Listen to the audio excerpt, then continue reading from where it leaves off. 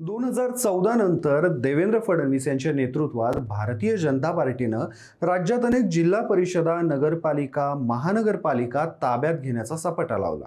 या स्थानिक स्वराज्य संस्था ताब्यात घेत असतानाच भाजपचा एक नेता या संपूर्ण कालावधीत कायम वरचढ ठरल्याचं आपल्याला पाहायला मिळालं. खरं सुरुवातीच्या काळामध्ये सुधीर मुनगंटीवार, नंतरच्या काळात संकटमोचक म्हणून गिरीश महाजन, त्यानंतर चंद्रकांत पाटील, आशिष शेलार असे अनेक नेते आपल्याला भाजपला सत्ता मिळवून देण्यासाठी धडपडत असताना बघायला मिळाले होते. आता याच नेत्यांमध्ये आणखीन एका नावाची भर पडली, ते म्हणजे जयकुमार गोरे. राज्याचे ग्रामविकास मंत्री आणि केवळ एकच जिल्हा नाही तर मागच्या 6 महिन्यांमध्ये 3 जिल्ह्यांमध्ये त्यांच्या कामाची झलक पाहायला मिळाली. सांगली, सातारा, त्यानंतर सोलापूर जिल्ह्याचे ते पालकमंत्री आहेत. सातारा जिल्हा परिषद गाजवल्यानंतर आता जयकुमार गोरे यांनी आपला मोर्चा पुन्हा सोलापूर जिल्हा परिषदेकडे वळवलाय.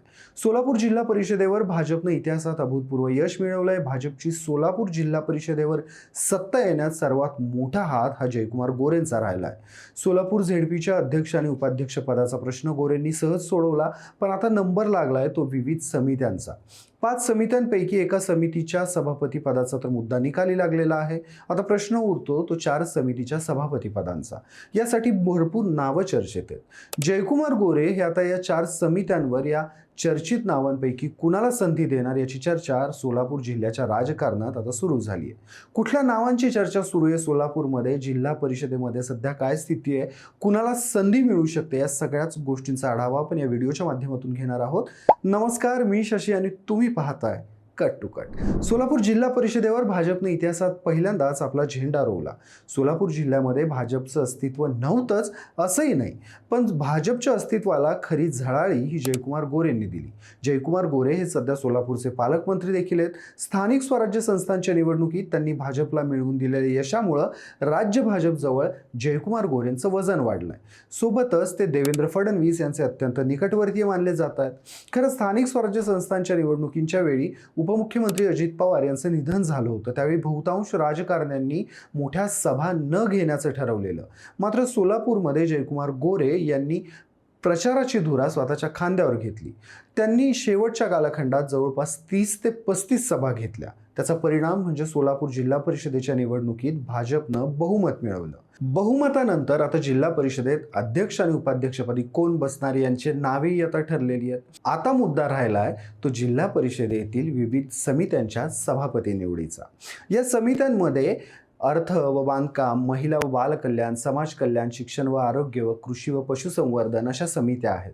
या समित्यांपैकी एका समितीवर सभापती म्हणून जिल्हा परिषदेच्या उपाध्यक्षपदी निवड केले गेलेले इंद्रजित पवार यांची निवड होणार आहे. त्यामुळे उरतात फक्त 4 समित्या. त्यामुळे या 4 समित्यांच्या सभापतीपदी कोणाची निवड होणार याची मोठी उत्सुकता आता सोलापूरच्या राजकारणात लागून राहिली. या सगळ्यांमध्ये सगळ्यात पुढे नाव आहे ते संस्कृती सातपुते यांचं. माळशिरसमधून निवडून आलेल्या संस्कृती सातपुते या राम सातपुते यांच्या पत्नी आहेत. सध्या फॉर्मात असणाऱ्या जयकुमार गोरेंच्या राम सातपुते हे सगळ्यात जवळचे मानले जातात. प्लस मोहिते पाटलांना अंगावर घेणाऱ्या राम सातपुते यांना ताकद देण्यासाठी संस्कृती सातपुते यांना संधी मिळू शकते. त्यात संस्कृती सातपुते यांनी निवडून येताना दहिगाव मधून आमदार उत्तमराव जानकर यांचे पुत्र जीवन जानकर यांचा पराभव केलाय. त्यामुळे संस्कृती बालगुडे यांचं पारडं सध्या जड आहे. दक्षिण सोलापूरचे रामप्पा चिवडा शेट्टी, श्रुती भरगुंडे, माढ्यातून वंदना कांबळे आणि अमृता वाघे, मोहोळमधून बालाजी नरुटे, लखन शिंदे, सचिन जाधव, मोहोळचे माजी आमदार राजन पाटील यांच्या कट्टर समर्थक विमल खताळ अशी मोठी आणि बरीचशी यादी ही आता सभापती पदासाठी उत्सुक आहे. जिल्हा परिषदेनंतर भाजपचं लक्ष हे माढा लोकसभा मतदारसंघ जिंकण्यावर आहे. त्यातच जिल्हा परिषदेमध्ये माजी सभापती राहिलेले शिवाजीराव कांबळे यांच्या पत्नी वंदना कांबळे यांचं नाव जिल्हाध्यक्षपदासाठी चर्चेत होतं. त्या देखील माढ्यातून येतात. मात्र त्यांना अध्यक्षपदी संधी मिळाली नाही आणि ही संधी बार्शी तालुक्याला दिली गेली. त्यामुळे वंदना कांबळे यांचं नाव अध्यक्षपदाच्या शर्यतीतून जरी मागं पडलं असलं तरी आता सभापतीपदी त्यांना संधी दिली जाण्याची शक्यता आहे. त्यासोबतच माढ्यातून अमृता वाघे यांचं देखील नाव पुढे आलेलं आहे. अध्यक्षपदासाठी चर्चेत आलेले रामप्पा चिवडा शेट्टींचं नाव देखील आता सभापती पदासाठी चर्चेत आलेलं आहे. पण ते सभापतीपद स्वीकारणार की ते सभापतीपद न स्वीकारून 1.25 वर्षानंतर आपला जिल्हा परिषद अध्यक्षपदावरील दावा मजबूत करणार याकडे सगळ्यांचं लक्ष असणार आहे. सोबतच दक्षिण सोलापूरच्या कुंभारी जिल्हा परिषद गटातून निवडून आलेल्या श्रुती भरगुंडे यांनाही संधी मिळू शकते. त्यांचेही नाव सभापती पदाच्या शर्यतीत आहे.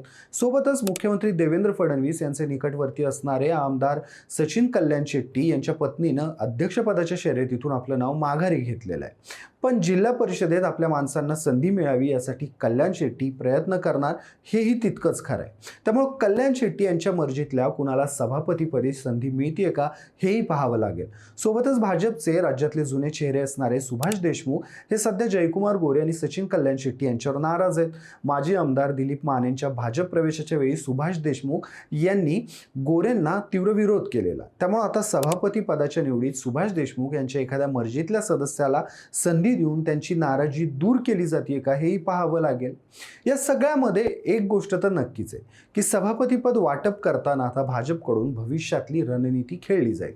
सोबत अशाच चेहऱ्यांना संधी दिली जाईल ज्यामुळे भाजपचा जिल्ह्यातला प्रभाव वाढायला मदत होईल. असे चेहरे जे समाजकारणात देखील ऍक्टिव्ह असतील आणि त्यांच्या राजकारणामुळे भाजप सोलापुरात आणखी तळागाळापर्यंत पोहोचू शकतो. तुम्हाला काय वाटतं, उद्या होणाऱ्या या निवडणुकीमध्ये कुठल्या चेहऱ्यांना सभापतीपदी संधी दिली जाऊ शकते? तुमची मतं मला कमेंटमध्ये आवर्जून सांगा. व्हिडिओ आवडला असल्यास व्हिडिओला लाईक करा, शेअर करा आणि कट टू कटला सबस्क्राईब करायला विसरू नका.